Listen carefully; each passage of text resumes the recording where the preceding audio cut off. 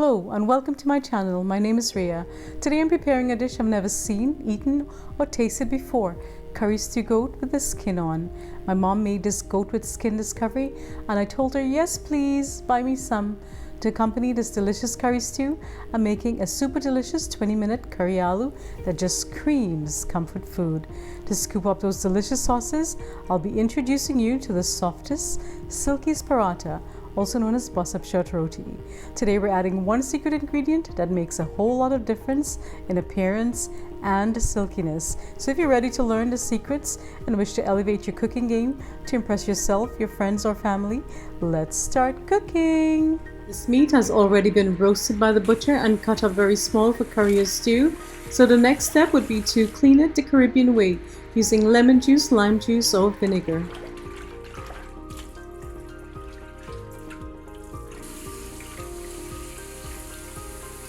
This is about little less than 11 pounds of goat. I'm going to season with 1 cup of green seasoning, 2 tablespoons of garlic, half of a small onion, 1 hot pepper, and 1 plum tomato chopped. 1 tablespoon black pepper, salt. This is Himalayan salt. If you're using table salt, use less. I'll mix it.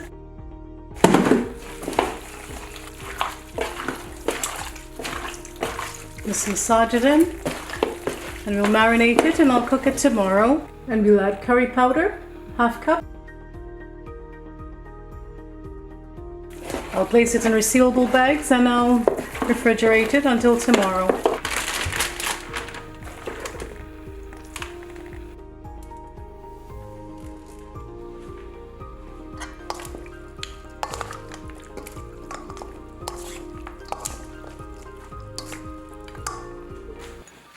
This is about 4 or 5 pounds of goat, which I seasoned with, Leo, stop crying, with half cup of green seasoning, half an onion, tomato, tablespoon of, Leo, stop. Here I have 4 pounds of goat, which I cleaned thoroughly and seasoned with about half cup of green seasoning, a tablespoon of minced garlic, 1 tomato, half an onion, and 4 tablespoons of curry powder.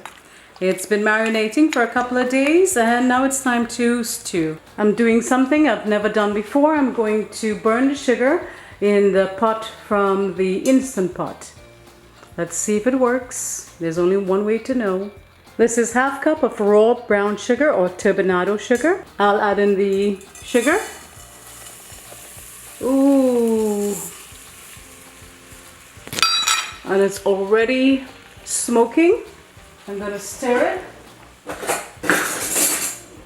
I have taken off the heat because the pot is very, very hot. I did not add any oil because I did not know how hot the pot is, and if you add oil in a very, very hot pot, it can turn into flames. So I'm going to put back the stove on to high. I'm very happy with how quickly the sugar started to brown. If you don't brown your sugar enough, it's going to be sweet and the color will not develop.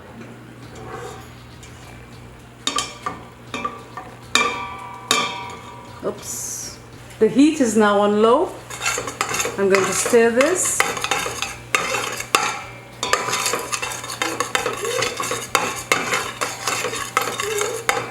It will bubble, froth, expand and darken, and that's a good point to add it in now.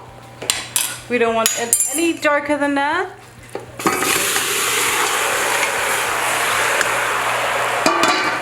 I've added in the goat. I'm going to raise the heat to high and try to stir this pot. The challenge here is the position of the camera, as well as the fact that there is no handle on this pot. And it's very narrow, so it may disappear from the camera.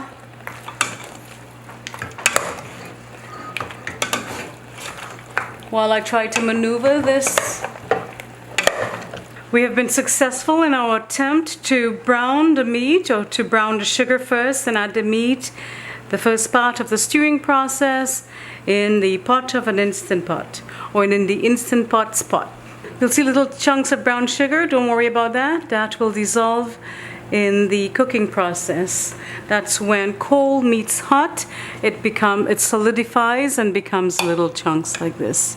I'm adding some fresh seasonings, 1 tomato, a tablespoon of chopped oregano, a tablespoon or 2 of chopped thyme or thyme leaves, a small baby carrot, 1 tablespoon of green seasoning, and some hot pepper. If your goat is properly seasoned, you don't need to add all of this. I'm just being a little extra right now. As my kids would say, Mommy, you're very extra.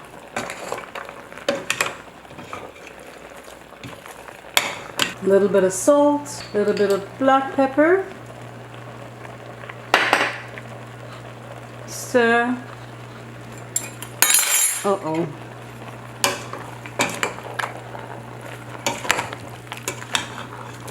It's beginning to relinquish its juices.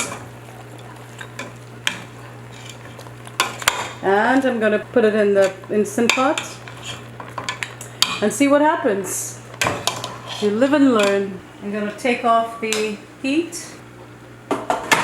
Meat, you'll do about 20.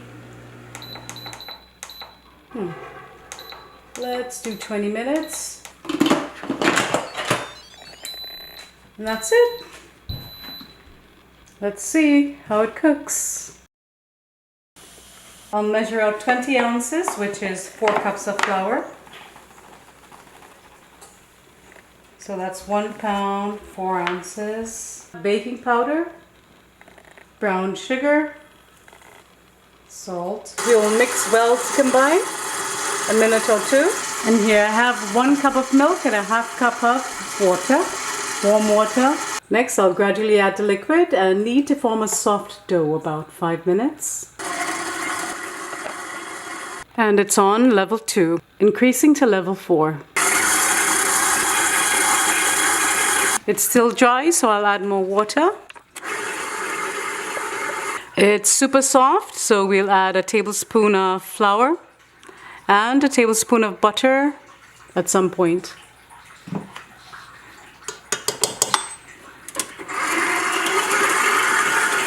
Now we'll add the butter.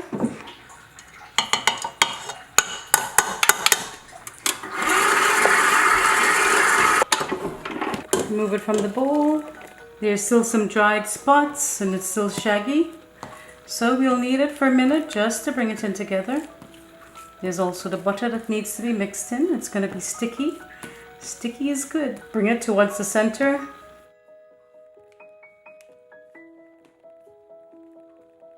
I'm going to allow it to rest, place it back in a bowl and allow it to rest for about 30 minutes and then we'll wrap. I've weighed out 2 pounds of potato here, what we refer to as aloo in Trinidad.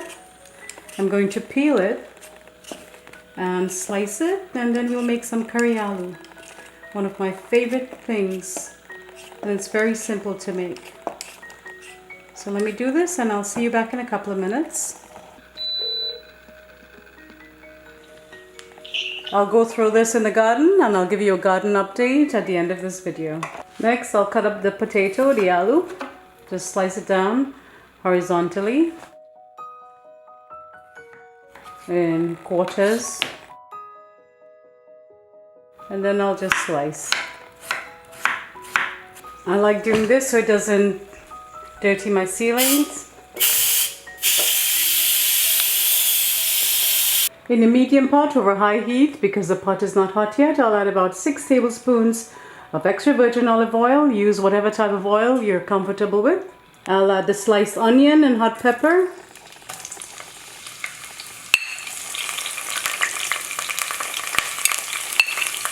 I'll add half teaspoon of turmeric, 1/4 teaspoon of whole grain jeera, and fenugreek, also known as methi. And this is my mom's recipe. I just called her to get the recipe, and this is what she said.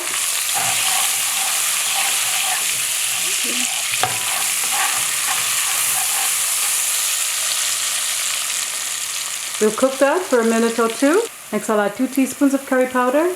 Yeah. Hello, add the seasonings when I add the curry powder? Yeah. Okay, alright, bye. Thanks. Okay, bye. Next I'll add 2 scallions, a tablespoon of garlic, a tablespoon of green seasoning, and a tablespoon of minced bandania, also known as culantro. Give it a stir. Next we'll add the aloo. And my mom said to bunjay the potatoes along with the curry powder and the seasoning.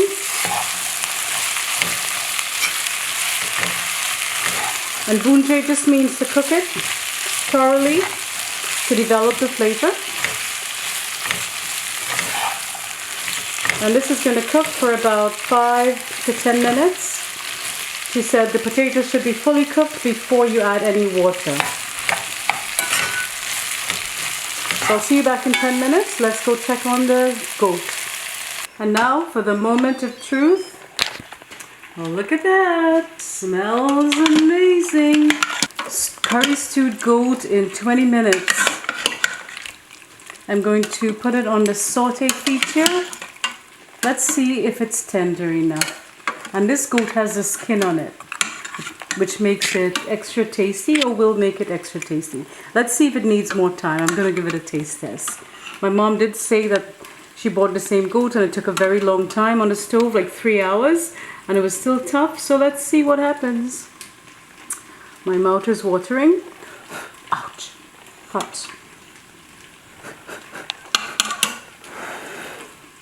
Okay, ready?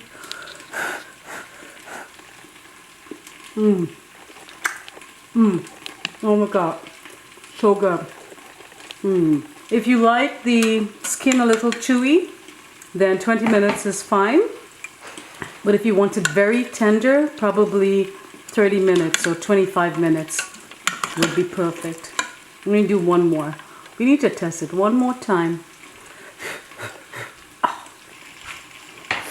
At this point, taste and add more salt if required. Mine's need a little dash. I'm going to stir it in. And I want that sauce to reduce a little more. Is it tender enough for you? It's soft. It's soft? So it's soft enough for you? Even the skin? Yeah? Yeah.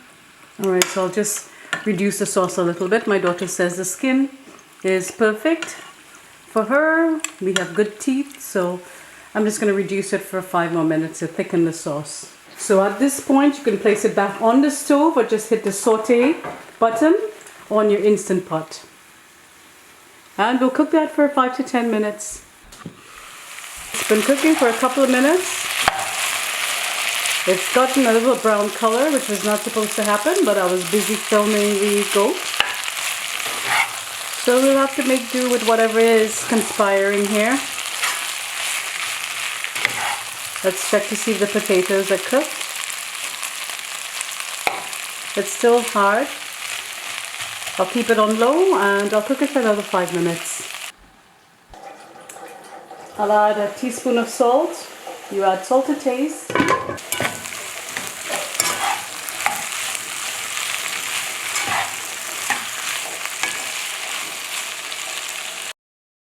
You'll turn the dough out onto the counter. Needs a little help. I'll divide the dough in 4 because I have a big tower. If you have a small tower, you make 5 or 6 loyas. We'll make a loya.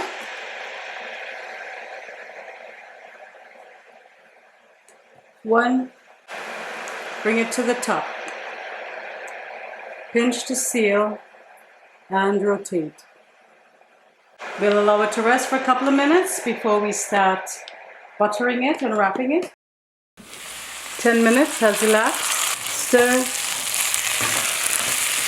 This is like a curry fried aloo, but the show must go on. It's because we're using a non-stick pot. Let's add the water. We'll add a couple of cups of hot water, and I have 3 cups here. Stir. It's going to be very delicious, even though it's a little brown. Color is flavor. I'll cover the pot and cook it for another 10 to 15 minutes on a gentle simmer. Make sure your surface is floured, press it out, and then we'll roll. Making sure that the edge is in.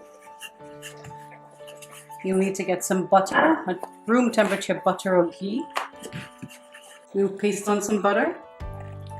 I have a combination of butter and ghee here, about a tablespoon. Rub, rub, rub on the surface. This will help create the layers, those beautiful soft layers. Use less butter if you're scared of butter. Then we'll sprinkle on flour. Again, this will help to create the layers. Then we'll cut with a knife and just roll. If it's sticking to the counter like that, it means we did not flour the surface properly. And then we're going to tuck. And it's really soft. You want to tuck it in like you're tucking a shirt in. Then you're going to push it down. And the 10-minute timer is up. I'll add a little bit of salt. It's fully cooked. I still like chunks in it. And it's absolutely delicious. I'll remove the thyme sprigs before serving. So good. So delicious. You can also add ground roasted cumin. Flour your surface, your counter. Take one of the layers, place it on the flour, press it out, and roll it out as large as your tower, not any larger.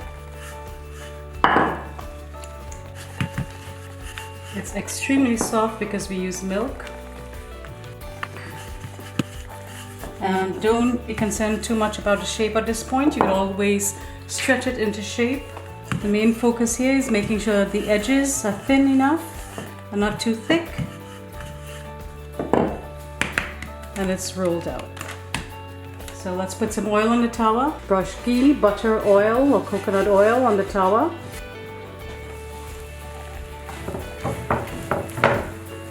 Oops. Stretch it into shape. Press out any thick edges. Heat is on medium. I'll start brushing butter. It starts puffing up. We'll flip.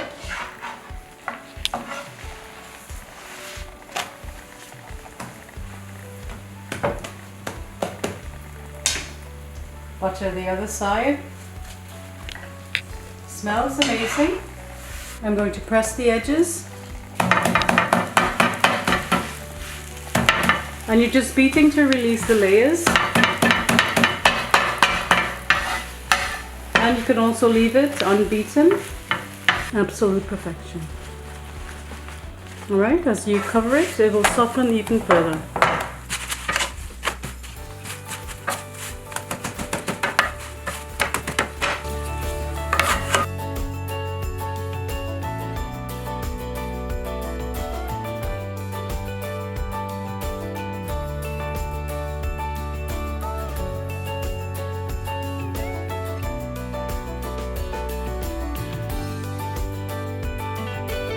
That's all there is to it, my sweet friends. I hope you've enjoyed being in the kitchen with me, and I hope you've learned something new.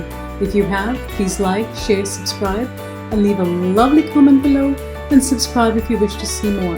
Don't go yet, stick around for that garden update I promised you earlier. And here you'll see our friend Leo waiting for a piece of roti. Roti is one of his absolute favorite things.